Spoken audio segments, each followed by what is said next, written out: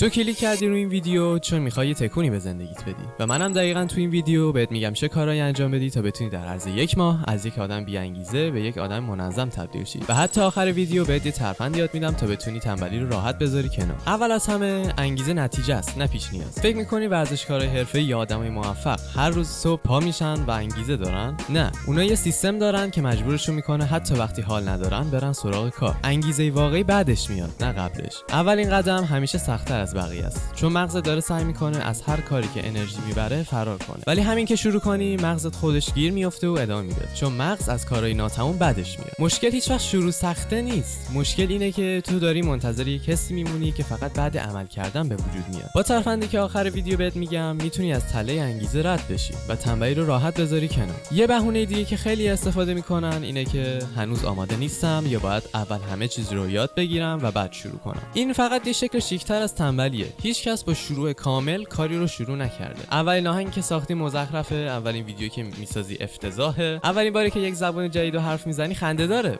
مهم نیست، چون تنها راهی که از این افتضاح بودن رد میشی اینه که ادامه بدی و توی مسیر درستشون کنی، نه اینکه منتظر بمونی که از اول کامل بشی. انگیزه میاد و میره، نظمه که میمونه. اگه هر روز منتظر بمونی ببینی امروز حالت خوبه یا نه، بعضی روزا کار میکنی بعضی روزا نه و نتیجه میشه یک چیز پراکنده و ناقص.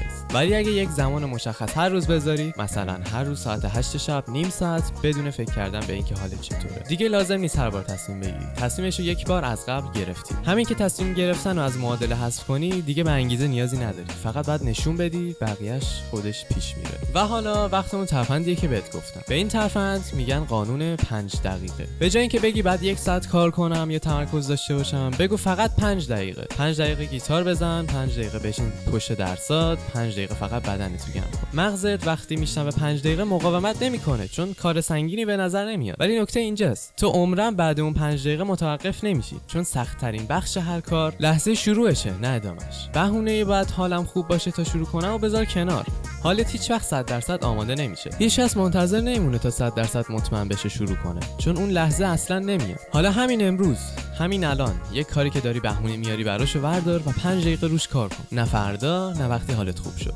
همین الان. چون تنها فرقی که بین آدمایی که به یک جا میرسن و آدمایی که هیچ وقت شروع نمیکنن هست، این نیست که یکیشون انگیزه داشته باشه و اون یکی نداشته. فرقشون اینه که یکیشون شروع کرده بدون اینکه منتظر بمونه. پس چرا هنوز اینجایی؟ برو انجامش بده. البته که حمایت از این ویدیو یادت نره و اگه بازم دوست داشتی از این راهنمایی‌ها بشنوی، کانال کوچیک ما رو ساب کن. و تا ویدیوی بعدی، بدرود.